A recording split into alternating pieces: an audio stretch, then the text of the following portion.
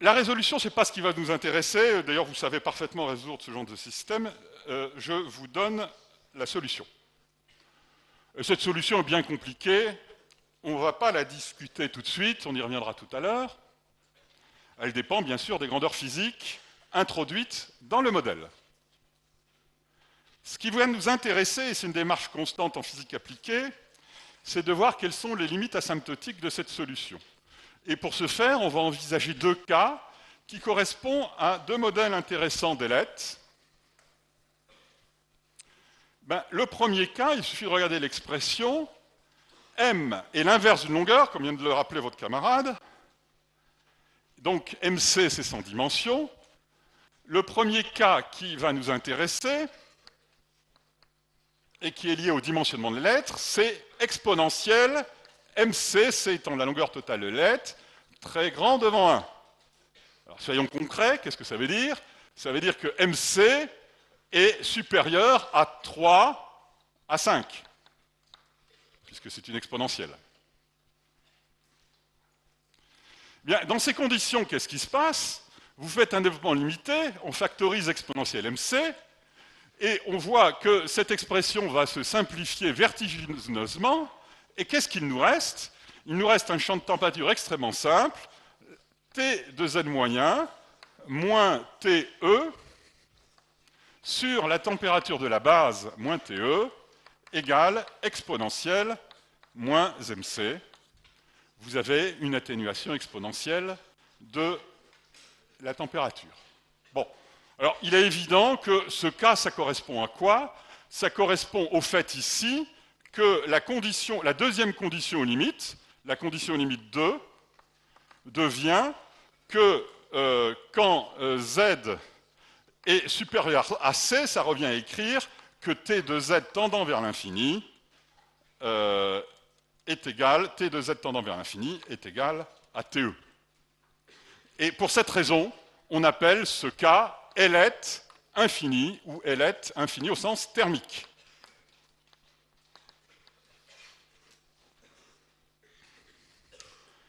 Bon, alors, ce résultat est intéressant. Pourquoi?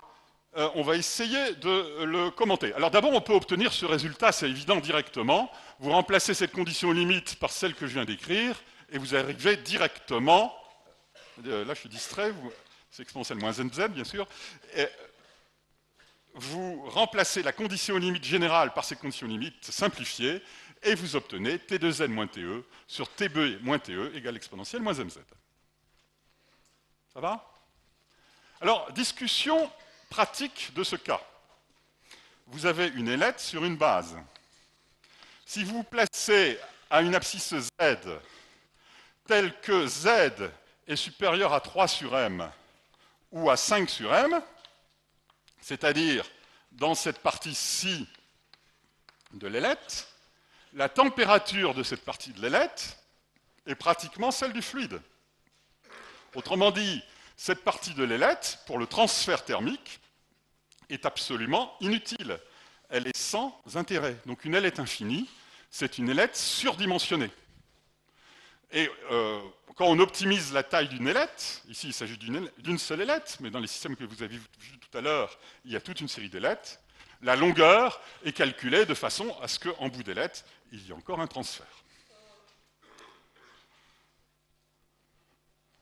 Bon. Que dire d'autre? C'est un modèle simple, donc c'est très intéressant en cours d'aller plus loin avec ce modèle simple. Et qu'est-ce qu'on va pouvoir calculer avec ce modèle simple? On va pouvoir calculer le flux dissipé par l'ailette infinie.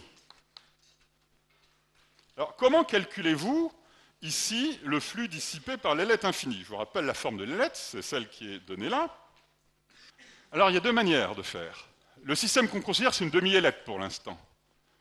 Si on regarde au pied de la lettre la formule flux dissipé par l'ailette, on va intégrer tout le long de la surface verticale, et si l'ailette était finie, même en bout d'ailette. En fait, comme le régime est stationnaire, il est beaucoup plus pertinent de dire que le flux qui va être dissipé dans l'air, c'est le flux qui a traversé la base. Donc le flux dissipé par l'ailette infinie, c'est tout simplement la surface d'échange de la base, et je me limite ici à une demi-ailette, c'est-à-dire à A dy, que multiplie moins lambda dt moyen sur dz en z égale 0. Et dans ces conditions, comme le champ de température a cette expression très simple, on voit que le flux dissipé par une ailette infinie, ça va être tout simplement A dy lambda m facteur de Tb moins Te.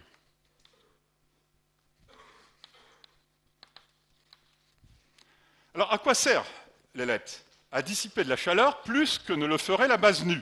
Alors, on compare ce flux au flux que dissiperait la base nue. Qu'est-ce que c'est que la base nue? C'est en supposant le même quotient de transfert, je ne vais pas entrer dans cette discussion puisqu'on n'a pas encore abordé la convection, le flux qui serait dissipé par la base elle-même dans le plan z égale 0. Et ce flux, c'est tout simplement A dy, facteur de h, quotient de transfert, Tb moins Te.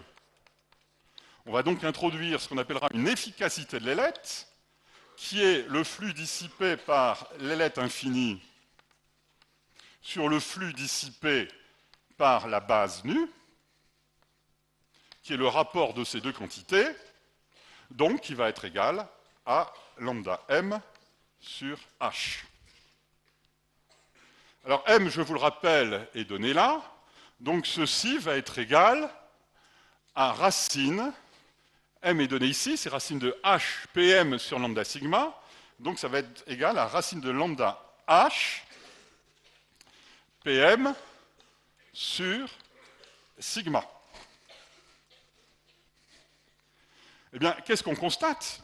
On constate quelque chose qui est absolument évident, c'est qu'une ailette est d'autant plus efficace que le matériau qui la constitue est plus conducteur, et qu'elle est d'autant plus efficace, mais ça, on n'y peut rien, que le coefficient de transfert, H, est plus faible. Donc, dans l'idéal, on a intérêt à faire des ailettes en cuivre.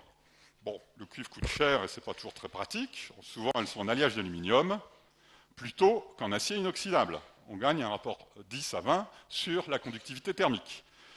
Donc, on gagne un rapport de l'ordre de 5 sur l'efficacité de l'ailette. Bon. Alors ça, c'est un premier cas limite. Si on met beaucoup de matière, si on met trop de matière, et qu'on va jusqu'au fait qu'il y a une matière inutile. Alors, entre parenthèses, c'est extrêmement courant. Pour l'instant, j'ai présenté les ailettes d'un point de vue totalement positif. C'est-à-dire, j'ai dit, c'est un système destiné à favoriser l'échange d'énergie entre un fluide ou une paroi. Il y a aussi des ailettes qui sont non recherchées. Je vais prendre un exemple dans le bâtiment. Je vais prendre un bâtiment en couple. Quand vous êtes dans des appartements, il est extrêmement intéressant de prendre l'air sur une loggia. Alors vous imaginez en couple, je dessine très mal, hein. Vous imaginez donc des loggias, des balcons, et ici vous avez la structure porteuse de l'immeuble. Très bien, mais l'hiver, quand on chauffe bien l'immeuble, ce sont des magnifiques ailettes qui vont dissiper la chaleur vers l'extérieur. D'où l'intérêt de mettre des bétons légers, mais enfin, il faut quand même qu'ils soient porteurs. Ça, c'est une ailette indésirable. C'est-à-dire qu'en l'absence de cette loggia, qui est très agréable pour prendre le frais l'été, l'immeuble dissiperait moins d'énergie l'hiver. On n'y peut rien, le béton est forcément armé. C'est un exemple, mais il y a une multitude d'exemples dans la vie de tous les jours. Alors, manque de chance ici, et je vous invite à regarder une application qui est en annexe du chapitre 2 du cours, et dans lequel toute l'approche méthodologique est développée. C'est bilan thermique d'un appartement en régime stationnaire. Vous verrez que les effets de ces ailettes infinies constituées par les loggias ne sont pas négligeables dans le bilan thermique d'un appartement l'hiver. Alors, j'en viens maintenant au deuxième cas limite. On a vu ici le cas général pour ce type d'ailette. Le premier cas correspondait au fait que cette condition était réalisée, c'était l'ailette dite infinie au sens thermique. Alors, je vais envisager le deuxième cas. À votre avis, quel est le deuxième cas? si on prend des limites asymptotiques de cette expression, l'expression qui est en bas là. On a pris exponentielle MC grand devant 1, maintenant je vais prendre exponentielle MC de l'ordre de 1. C'est-à-dire, pour faire simple, MC inférieur à 0,1. Dans ce cas-là, on peut encore se livrer à un développement limité, on ne va pas le faire, je vous rassure. Je vais prendre une deuxième condition d'ailleurs, je vais prendre une condition C, hauteur de l'ailette sur A, C sur A plus grand que 1. Ce n'est pas du tout une condition restrictive, hein. En général, les ailettes sont très minces. On va dire simplement que sa hauteur est au moins égale à son épaisseur. Eh bien, si on fait un développement limité, on va arriver à la solution extrêmement simple que le champ de température en fonction de Z, T de Z moins TE, sur température de la base moins température de l'extérieur est à peu près égal à 1. Oui. Conclusion, dans ce cas, la température de pratiquement toutes les ailettes est à peu près égale à la température de sa base. Ben, c'est le cas idéal, on ne peut pas avoir une ailette plus performante. Toute la surface de l'ailette étant à la température de la base, le flux échangé entre l'ailette et le milieu extérieur, c'est la surface de l'ailette qui multiplie HTB moins TE. Donc dans ces conditions, l'efficacité de l'ailette, c'est tout simplement la surface, c'est la surface totale de l'ailette que divise la surface de la base. Dans ces conditions, cette ailette va être appelée idéale, ou, puisqu'elle est isotherme, isotherme. Bon, c'est un autre cas extrême. Voilà. Donc les ailettes réelles, quelle que soit leur géométrie, sont comprises entre ces deux cas extrêmes.